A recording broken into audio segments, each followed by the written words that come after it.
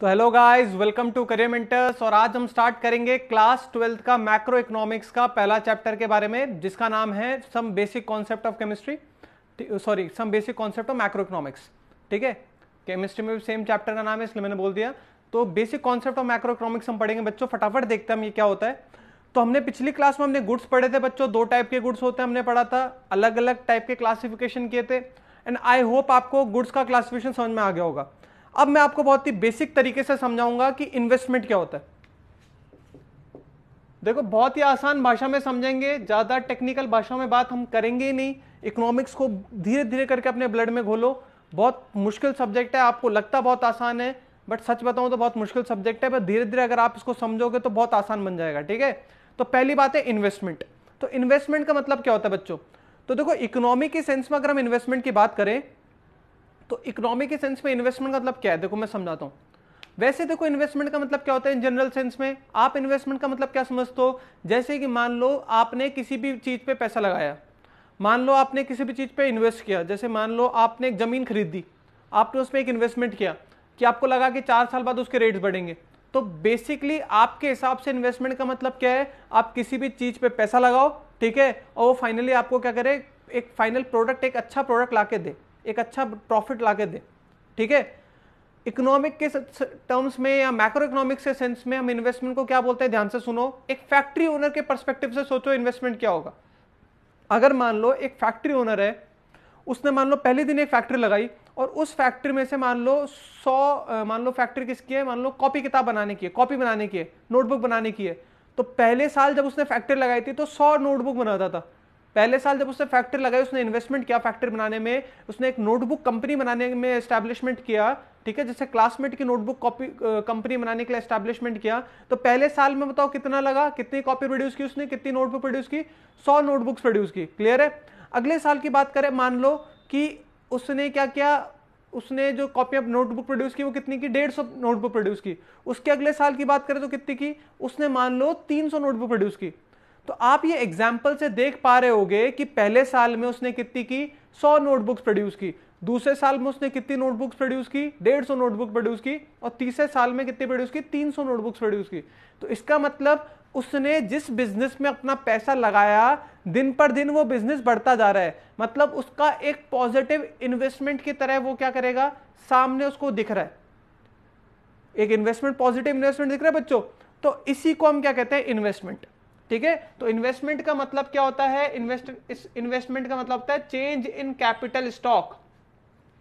Economics में capital को के से नोट करते हैं, इन्वेस्टमेंट को आई से नोट करते हैं। तो चेंज इन कैपिटल स्टॉक, ठीक है, आपके पास जो कैपिटल, जो आपने पूंजी लगाई है किसी भी बिजनेस में, तो उसमें कैपिटल स्टॉक में कितना चेंजेस आ रहे हैं। ठीक है, उसी को हम क्या कहेंगे, इन्वेस्टमेंट कहेंगे। सीधी सी बात है, आपका जो कैपिटल स्टॉक है, अभी स्टॉक और फ्लो तो आपको आगे समझाऊंगा, बट जो कैपिटल स्टॉक है उसमें आपका कितना चेंजेस आ रहा है। सीधी सी भाषा में अगर आपको मैं समझाऊं कि हर साल प्रोडक्शन कितना बढ़ रहा है, वही क्या होगा, आपका इन्वेस्टमेंट होगा। अगर मान लो प्रोडक्शन कम होने लग गया, तो देखो चेंज का मतलब क्या होता है, याद करो। चेंज का मतलब होता है फाइनल माइनस इनिशियल। पहले साल आपने 100 कॉपियां बनाई थी, अगले साल आपने 150 बनाई, मतलब आपका इन्वेस्टमेंट क्या हुआ, पॉजिटिव इन्वेस्टमेंट हुआ। बट मान लो, हाँ, फिर उसके बाद आपने 150 बनाई और फिर अगले साल आपने 300 बनाई, तो कितना हुआ, अभी भी पॉजिटिव हुआ। बट मान लो कोरोना वायरस आ गया, बच्चे पढ़ने ही नहीं लगे, कॉपियां बिकनी बंद हो गई। ठीक है, या फिर आजकल डिजिटलाइजेशन का जमाना आ गया, बच्चे मोबाइल में या फिर लैपटॉप में ही नोट्स बना रहे हैं। तो जो पिछले साल उसने 300 प्रोड्यूस की थी कॉपियां, इस साल 300 ना होके कितनी प्रोड्यूस की, 250। तो अब जो उसका इन्वेस्टमेंट हुआ वो कैसा हो गया, नेगेटिव हो गया। बात क्लियर है? तो इन्वेस्टमेंट पॉजिटिव और नेगेटिव किस पे डिटरमाइन करता है, कैपिटल स्टॉक पे। अगर कैपिटल स्टॉक आपका ज्यादा होगा तो ऑब्वियस सी बात है आपका इन्वेस्टमेंट भी बढ़ रहा है, और कैपिटल स्टॉक में अगर चेंज नेगेटिव होगा तो इसका मतलब क्या है, आपका इन्वेस्टमेंट भी कम हो रहा है। क्या मेरी बात क्लियर है? तो investment is equals to change in capital stock. यहां तक बात क्लियर है? अब अगर मान लो बच्चों, आगे समझते हैं हम, कि कोई भी बिजनेसमैन अगर इन्वेस्टमेंट कर रहा है, अगर निवेश कर रहा है, अगर पैसा लगा रहा है, तो वो दो चीजों पे पैसा लगाएगा। एक बिजनेस में पैसा लगाने के लिए दो चीजें होती हैं। ठीक है, एक टाइप के इन्वेस्टमेंट को हम क्या बोलते हैं बच्चों, एक टाइप के इन्वेस्टमेंट को हम बोलते हैं फिक्स्ड इन्वेस्टमेंट।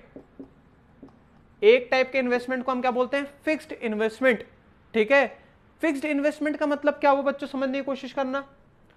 फिक्स्ड इन्वेस्टमेंट का मतलब क्या होगा, सोचिए बताओ। फिक्स्ड इन्वेस्टमेंट का मतलब सीधा सा ये होगा कि ऐसा इन्वेस्टमेंट जो कि एक बार लगाना है उसके बाद कभी नहीं करना है, ऐसा इन्वेस्टमेंट जो कि एक बार लगाना है जो फिर कभी नहीं करना है। फॉर एग्जाम्पल, आपने अगर कॉपी बनाने की मशीन खोली है, क्लासमेट, अगर आपने मान लो क्लासमेट कंपनी की अगर आपने फैक्ट्री खोली है, तो आपके लिए सबसे इंपॉर्टेंट होगा मशीन।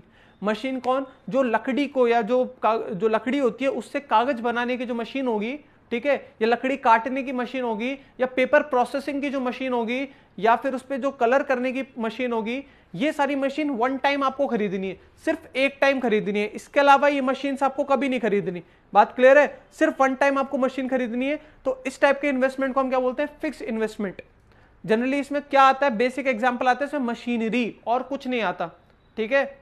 या फिर हम अपना जो एग्जांपल लेते हैं, बचपन से जो एग्जांपल हम लेते हैं, मान लो आप एक बिजनेसमैन है, बहुत बड़े बिजनेसमैन है, आपका गोलगप्पे का ठेला है, ठीक है, बहुत बड़े बिजनेसमैन हो आप, ठीक है, आपका गोलगप्पे बहुत बहुत ज्यादा बिकते हैं, ठीक है, दिन के आप 200 गोलगप्पे बेच लेते हो। तो आपके लिए जो फिक्स इन्वेस्टमेंट है वो क्या, आपका ठेला। आपका ठेला आपके लिए फिक्स इन्वेस्टमेंट है। या फिर जो कांच का बॉक्स होगा जिसमें आप गोलगप्पे रखोगे, वो आपके लिए फिक्स इन्वेस्टमेंट है। जो आपने बर्तन खरीदे हैं वो आपके लिए फिक्स इन्वेस्टमेंट है, ठीक है। तो ये सारी चीजें होगी आपकी फिक्स इन्वेस्टमेंट। दूसरा टाइप का इन्वेस्टमेंट आता है बिजनेस में, वो कौन सा आता है बच्चों, वो आता है इन्वेंटरी इन्वेस्टमेंट। Inventory investment. अब इन्वेंटरी इन्वेस्टमेंट का मतलब क्या है बच्चों, समझने की कोशिश करना। इन्वेंटरी इन्वेस्टमेंट का मतलब वो इन्वेस्टमेंट है जो कि आपका दिन पर दिन चेंज होता रहता है, ठीक है, डे टू डे बेसिस पे चलता है, ठीक है। इन्वेंटरी मतलब जानते होगे आप क्या होता है, ठीक है। इन्वेंटरी इन्वेस्टमेंट का मतलब जो डे बाय डे चेंज होता है, ठीक है, आना जाना लगा रहता है जिसका, ठीक है। जैसे कि मान लो आपका पतासी का ठेला है, ठीक है, तो आपके आलू दिन पर दिन आ रहे हैं, किसी दिन ज्यादा आ रहे हैं, किसी दिन कम आ रहे हैं, किसी दिन सारे बिक जाते हैं, किसी दिन कम बिकते हैं, ठीक है, किसी दिन सारा मसाला खत्म हो जाता है, किसी दिन खत्म ही नहीं होता है, ठीक है। या फिर आपका जो गोलगप्पे हैं वो रोज आपके क्या हो रहे हैं, आ रहे हैं। तो इसको हम कहते हैं इन्वेंटरी इन्वेस्टमेंट। बात क्लियर है। तो इन्वेंटरी इन्वेस्टमेंट क्या होता है, जो डे टू डे बेसिस पे चेंज होता है, वो होता है इन्वेंटरी इन्वेस्टमेंट। और फिक्स इन्वेस्टमेंट क्या होता है, जो फिक्स रहता है एक लंबे समय तक के लिए। यहां तक बात क्लियर है। अब इन्वेंटरी इन्वेस्टमेंट में जो सबसे पहली चीज आती है वो आती है बच्चों क्या, रॉ मटेरियल। सबसे पहली चीज आती है बच्चों, आती है रॉ मटेरियल। रॉ मटेरियल ही है जो आपका डे टू डे बेसिस पे चेंज होता है, ठीक है। आपको पता ही होगा रॉ मटेरियल क्या क्या है गोलगप्पे बनाने के लिए, आलू है रॉ मटेरियल, पानी है आपके पास, फलाना ढिमकाना प्याज मसाला सब कुछ आपके पास रॉ मटेरियल है। तो ये रॉ मटेरियल दिन पर दिन क्या होगा, आएगा, चेंज होगा, हर दिन क्या होगा, इसकी वैल्यू कम होगी बढ़ेगी, कम होगी बढ़ेगी। आपको हर दिन आलू खरीदने के लिए पैसा खर्च करना पड़ेगा, ठीक है बच्चों, यहां तक बात क्लियर है। तो रॉ मटेरियल्स में सबसे इंपॉर्टेंट आता है इन्वेंटरी इन्वेस्टमेंट में, ये बात ध्यान रखना, ठीक है। तो ये सबसे इंपॉर्टेंट है आपका फिक्स्ड इन्वेस्टमेंट और इन्वेंटरी इन्वेस्टमेंट। तो आपको ये बातें समझ में आ गई, अगर पसंद आए तो प्लीज लाइक करो। अब हम चलते हैं नेक्स्ट टॉपिक पे।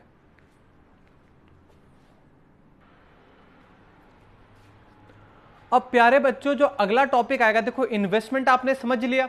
इन्वेस्टमेंट में दो टाइप के इन्वेस्टमेंट होते हैं, एक होता है आपके पास कौन सा इन्वेस्टमेंट, फिक्स इन्वेस्टमेंट, और एक होता है आपके पास इन्वेंटरी इन्वेस्टमेंट। ये आपने समझ लिया। फिक्स इन्वेस्टमेंट का मतलब क्या, जो हमेशा के लिए रहेगा, लंबे समय तक के लिए रहेगा, for example machinery. Whereas inventory investment कौन सा इन्वेस्टमेंट होगा बच्चों, जो डे बाय डे चेंज होगा, फॉर एग्जाम्पल रॉ मटीरियल्स, ठीक है। अब आते हैं हम नेक्स्ट पॉइंट जो कि आपकी इकोनॉमिक्स में बहुत इंपॉर्टेंट प्ले करता है, रोल प्ले करता है, साथ ही आपकी अकाउंटेंसी में भी है, वो है आपका डेप्रिसिएशन। डेप्रिसिएशन मतलब आप जानते होगे, ठीक है। आप किसी भी चीज को यूज करोगे, चाहे वो कोई मशीन हो, चाहे वो कोई कमोडिटी हो, चाहे वो एक ह्यूमन बीइंग क्यों ना हो, ठीक है, उसकी वैल्यू दिन पर दिन डेप्रिशिएट करती रहती है। डेप्रिशिएट का मतलब उसकी वैल्यू दिन पर दिन क्या होती रहती है, खत्म होती रहती है, कम होती रहती है। ह्यूमन बीइंग को हम इकोनॉमिक्स में यूज नहीं करेंगे क्योंकि इसकी एक प्राइस की वैल्यू नहीं है, बट कुछ भी कमोडिटी या कुछ भी मशीन है, एनीथिंग, ठीक है, जिसकी कुछ ना कुछ एक प्राइस हो, मतलब जिसको आपने एक प्राइस के साथ नापा हुआ है, ठीक है, जिसका कुछ भी एक दाम हो, तो उसका दाम दिन पर दिन कम होता रहता है, उसी को हम क्या कहते हैं, डेप्रिसिएशन कहते हैं। उसी को हम क्या कहते हैं, डेप्रिसिएशन। अब डेप्रिसिएशन होने के कारण क्या होते हैं, कोई भी चीज है, इसमें ध्यान रखना प्रेशियस मेटल्स नहीं आएंगे, ठीक है। इसमें आप ये मत बोलना कि गोल्ड सिल्वर दारू, क्योंकि आपको पता होगा गोल्ड सिल्वर के दाम दिन पर दिन बढ़ते जाते हैं, जमीनों के दाम दिन पर दिन बढ़ते जाते हैं, या फिर दारू, दारू आपने सुना होगा, जितनी पुरानी दारू उतना बढ़िया स्वाद, या चावल। तो इनके एग्जांपल्स नहीं लो, इन जनरल मैं बताना चाह रहा हूँ कि जो डेप्रिसिएशन होता है बच्चों, उसमें क्या होता है, उसमें टाइम के साथ साथ क्या होता है, उसकी वैल्यू या उसकी जो प्राइस है वो कम होती जाती है। अब डेप्रिसिएशन के कारण क्या है बच्चों, फटाफट देखते हैं। बेसिकली 3 कारण है डेप्रिसिएशन के। सबसे पहला कारण है normal wear and tear. Normal wear and tear, जब भी आप कोई चीज परचेस कर लेते हो, फिर आप जब उसको यूज करते हो, तो सबसे इंपॉर्टेंट बात क्या आती है, उसमें वियर एंड टियर होने की संभावनाएं बढ़ती रहती है दिन पर दिन। ठीक है, जैसे आपने एक टायर खरीदा, तो एक टायर को आपने जब पहले दिन खरीदा तो उसकी वैल्यू है, मान लो आपने 3000 रुपए का एक टायर खरीदा, बट 1 साल बाद जब आप उसको बेचने जाओगे तो क्या वो 3000 का होगा? नहीं होगा। क्यों नहीं होगा बच्चों? क्योंकि जो 1 साल आपने उसको रोड पे घीसा है, ठीक है, उसको डैमेज किया है, मतलब उसको खराब किया है, ठीक है, तो उसकी भी तो प्राइस कटेंगी। तो 1 साल बाद वो कितने का हो जाएगा? वो अराउंड 1000 या 500 का हो जाएगा। तो कोई भी चीज है, कोई भी मशीन है, कोई भी कमोडिटी है, आप उसको अगर लॉन्ग रन के लिए यूज करते हैं, जितने भी दिन यूज करते हो, तो उसमें वियर और टियर होने की संभावना होती ही होती है और होगा ही। ऐसा तो कोई भी चीज नहीं है जो जिंदगी भर ही सलामत रहे। वो जब जब आप उसको यूज करोगे तो उसमें क्या होगा, दिन पर दिन उसमें क्या होगा, वियर एंड टियर होगा, वो टूटेगी, फटेगी। तो इसी वजह से समझने की कोशिश करना, दिन पर दिन क्या होगा, जो भी कोई भी कमोडिटी है, कोई भी मशीनरी है, उसमें वियर एंड टियर होता है। और जैसे उसमें वियर एंड टियर होगा तो ऑब्वियस ही बात है उसकी प्राइस कम ही होगी जब आप उसको वापस से सेल करने जाओगे। क्यों? क्योंकि अब उसका जो मेन एलिमेंट था वो धीरे धीरे करके क्या हो रहा है, खत्म हो रहा है। क्या मेरी बात क्लियर है? और क्या रीजन है किसी भी कमोडिटी के प्राइस कम होने का? वो है accidental damage. Accidental damage, accidental damage का मतलब क्या है बच्चों, कि आपने एक फोन खरीदा आईफोन 11 प्रो, कितने का आता है पता नहीं मेरे को, बट 1 लाख का है मान लो। तो आपने आईफोन 11 मैक्स प्रो जो भी आता है मुझे पता नहीं, आपने वो नया वाला आईफोन खरीदा 1 लाख रुपए का, ठीक है बच्चों, और आज ही खरीदा आपने, ठीक है, खुश हो रखे हो आपने, आप मंदिर गए, मान लो लॉकडाउन नहीं है, आप मंदिर गए, आपने प्रसाद चढ़ाया, सब कुछ किया, और आप जैसे पहली सेल्फी लेने जा रहे थे, वो फोन आपके हाथ से छूट गया और नीचे गिर गया। वो फोन आपके हाथ से छूट गया और नीचे गिर गया। 1 सेकंड पहले तक उस फोन की वैल्यू थी 1 लाख रुपीस, 1 सेकंड बाद थी वो फोन पूरा का पूरा शैटर हो चुका और उसकी वैल्यू अब 10,000 भी नहीं रही। ठीक है, तो 1 लाख से वैल्यू धड़ाम से किस पे गिर गई, 10,000 पे गिर गई। तो ये जो हो गया एक्सीडेंटल डैमेज की वजह से क्या हो गया, वैल्यू का डिप्रिसिएशन हो गया, वैल्यू में इतनी कमी आ गई, इतना खत्म हो गई। ठीक है, तो इसको क्या कहते हैं हम, एक्सीडेंटल डैमेज। तो कभी कभी आपने जानबूझ के फोन नहीं गिराया, बट एक्सीडेंटली जब फोन गिर जाता है, जब डैमेज हो जाती है कोई भी मशीन, तो फिर उसकी प्राइस में बहुत ही बड़ा फर्क आता है। बात क्लियर है? और तीसरा जो फैक्टर है आपके पास वो है एक्सपेक्टेड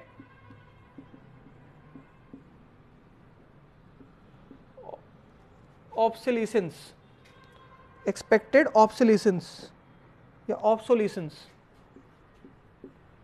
एक्सपेक्टेड ऑब्सोलीसेंस। अब देखो होता क्या है, समय के साथ साथ, क्योंकि आपको पता है हम 21st सेंचुरी में रह रहे हैं और टेक्नोलॉजी इतनी जल्दी जल्दी ग्रो कर रही है, तो इंपॉर्टेंट बात क्या है कि समय के साथ साथ हर एक चीज की क्या होती है, एक लाइफ होती है। या फिर आप ऐसे कहो कि टेक्नोलॉजी में इतना एडवांसमेंट है कि कल तक जो फोन बहुत ही अपने हिसाब से, अपने टाइम से बहुत आगे लग रहा था, 1 साल बाद उसकी सारी की सारी टेक्नोलॉजीज को कोई भी नहीं पूछता। ठीक है, आपने फोन की अगर आप इंडस्ट्री में देखो, मोबाइल फोन के सेक्टर में देखो, तो सबसे ज्यादा इसी में टेक्नोलॉजिकल ऑब्सोलेंस होता है या ऑब्सोलीट होता है टाइम टू टाइम। क्यों? क्योंकि इसमें होता क्या है, बहुत जल्दी जल्दी टेक्नोलॉजिकल एडवांसमेंट हो रहा है।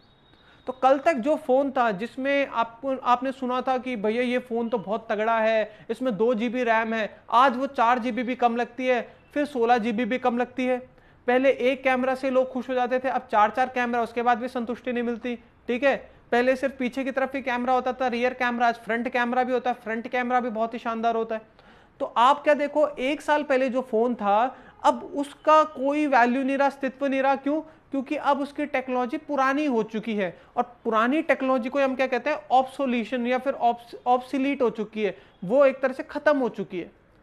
तो एक्सपेक्टेड ऑब्सोलीसेंस का मतलब क्या है कि आपने एक्सपेक्ट किया था, आपको पता है कि हर एक टेक्नोलॉजी एडवांसमेंट हो रहा है, और फोन ऑटोमेटिकली 1 साल बाद क्या हो रहा है, खराब हो रहा है, या क्या कहते हैं, पुराना हो रहा है, खराब ना कहे, पुराना हो रहा है, या फिर उसकी टेक्नोलॉजी पुरानी हो चुकी है, एक एडवांस टेक्नोलॉजी आ चुकी है, तो उसको हम बोलते हैं ऑब्सोलीसेंस। ठीक है। ऑब्सोलीट मतलब समझ में आ गया, भाई टेक्नोलॉजी पुरानी हो चुकी है। एक्सपेक्टेड मतलब आपको पता था, आपने जब पहले दिन ही फोन खरीदा तो आपको पता था कि 1-1.5 साल बाद इसके अंदर जो फीचर्स हैं वो पुराने हो जाएंगे। आज भी आप जो फोन खरीदते हो तो आप ये बात तो जानते ही हो कि 1-1.5 साल बाद चाहे कितना भी अच्छा चले, 1-1.5 साल बाद इसके अंदर वो फीचर्स नहीं रहेंगे जो नए फोन्स में आने लगेंगे। क्लियर है बात? तो ये तो हो गया एक्सपेक्टेड, वो डेप्रिसिएशन में काउंट होता है। अनएक्सपेक्टेड डेप्रिसिएशन में काउंट नहीं होता, क्योंकि वो डेप्रिसिएशन कहलाएगा ही नहीं, वो तो एक तरह से डायरेक्ट ही वैल्यू कम हो गई। तो आप बस याद रखो एक्सपेक्टेड ही काउंट होगा, अनएक्सपेक्टेड नहीं होगा। बस मैं आपको ये समझाता हूं अनएक्सपेक्टेड ऑब्सोलीसेंस होता क्या। अनएक्सपेक्टेड ऑब्सोलीसेंस का मतलब आपने सोचा ही नहीं था और वो हो गया। फॉर एग्जाम्पल, जैसे एयरटेल वालों ने क्या किया था, 3G के टावर लगाए थे, ठीक है, और 3G को बहुत प्रमोट किया था, ठीक है। वहां पे एक वो लड़की भी आती थी एक 3G को प्रमोट करने वाली, एड्स में आपने देखा होगा। और एयरटेल को लगा था कि उससे पहले 2G चलता था, एयरटेल ने 3G पे पूरा पैसा लगाया। एयरटेल ने सोचा 3G इतना बड़ा करेंगे, इतना एक्सपैंड करेंगे कि 5-10 साल तो एयरटेल आसानी से 3G में पैसा खींच लेगा। एयरटेल ने खूब पैसा लगाया, एक स्पेक्ट्रम खरीदा। स्पेक्ट्रम खरीदते हैं, आपको पता होगा जब भी नेटवर्क होता है तो जैसे 2G spectrum, 3G spectrum, 4G spectrum, जो आसमान में जो ये पर्टिकुलर जो आपकी जो रेज जाती है, मोबाइल के जो सिग्नल्स जाते हैं, उसके लिए जो एक पर्टिकुलर एक बैंडविड्थ होती है, उसको खरीदने को हम बोलते हैं स्पेक्ट्रम। तो जियो वाले की एक अलग बैंडविड्थ होगी, तो आप अगर जियो की सिम से कॉल करोगे तो उसी बैंडविड्थ में आपका क्या करेगा, सिग्नल जाएगा, ठीक है। एयरटेल का अलग होगा, इसलिए आप बोलते हो कि किसी का टावर नहीं पकड़ रहा, किसी का नेटवर्क नहीं पकड़ रहा। जिसने ज्यादा पैसे लगाए होंगे उसको ज्यादा ब्रॉड मिलेगा, जिससे कम पैसे लगाए होंगे उसको नैरो मिलेगा। तो जिसने कम पैसे लगाए होंगे तो ऑब्वियस सी बात है, सीधी सी बात है, क्या उसका नेटवर्क कम पकड़ेगा। और जिसने ज्यादा पैसे लगाए हैं बैंडविड्थ खरीदने में, तो उसका क्या होगा, उसको ज्यादा ब्रॉडर मिलेगा और उसका नेटवर्क कम से कम टूटेगा, कम से कम क्या करेगा, लैग करेगा। यहां तक मेरी बात क्लियर है। अब एयरटेल ने क्या सोचा था कि 3G चलाएंगे, 3G से 4-5 साल आसानी से पैसे कमाएंगे। उनको ये एक्सपेक्टेड था कि 4-5 साल बाद 4G आ जाएगा, ये एक्सपेक्टेड था। बट जियो ने खेल लिया डबल गेम, और जियो ने क्या कर दिया, उसी साल क्या लिया है, 4G टावर लिया है, 4G नेटवर्क लिया है। बात क्लियर है? जियो उसी साल 4G नेटवर्क लिया है जो कि एयरटेल के अनएक्सपेक्टेड था। अब उसने इतने हजारों करोड़ जो खर्च किए थे 3G में, वो सारे के सारे वेस्ट हो गए। क्यों? क्योंकि अब 4G नेटवर्क आ चुका था जियो का। तो वो किसके अंदर काउंट होगा, वो काउंट होगा अनएक्सपेक्टेड ऑब्सोलीसेंस में। क्यों? क्योंकि उसने एक्सपेक्ट नहीं किया था। हमारी बुक में इतना डिटेल में जाना, बट हमारी बुक में ध्यान रखो सिर्फ किसके बारे में दे रखा है, एक्सपेक्टेड ऑब्सोलीसेंस के बारे में दे रखा है। और अनएक्सपेक्टेड के बारे में मैंने आपको समझा दिया कि अनएक्सपेक्टेड ऑब्सोलीसेंस होता क्या है। क्या मेरे एग्जाम्पल से बिल्कुल क्लियर है? देखो, मैं एग्जाम्पल्स बुक वाले कम से कम देने की कोशिश करता हूं, जो एग्जाम्पल रियल टाइम जो आप समझ सको, वही एग्जाम्पल देने में मेरा थोड़ा सा मेन इंटेंशन रहता है, क्योंकि समझना वही आसान होता है जो आपकी डेली लाइफ में चल रहा है। ठीक है बच्चों, तो ये आपका आज का टॉपिक कंप्लीट हो गया। अगर आपको बच्चों आज का लेक्चर पसंद आया तो प्लीज इसको लाइक करें, कमेंट करें, शेयर करें। आपको ने पहले ही बोला है, आप लोग बिल्कुल आनाकानी करते हो, आप बहुत चोर बच्चे हो, सच बताऊं तो बाकी बच्चों से बहुत कंपैरेटिवली आप लोग बिल्कुल कमेंट और लाइक नहीं करते हो, बट कोई बात नहीं, ठीक है। हो सके अच्छा लगे तो प्लीज लाइक और शेयर करें। मैं अपना कंटेंट दे करके और इंप्रोवाइज करने की कोशिश करूंगा, ठीक है। तो तब तक के लिए देखते रहिए करियर मेंटर्स, ठीक है। Be happy.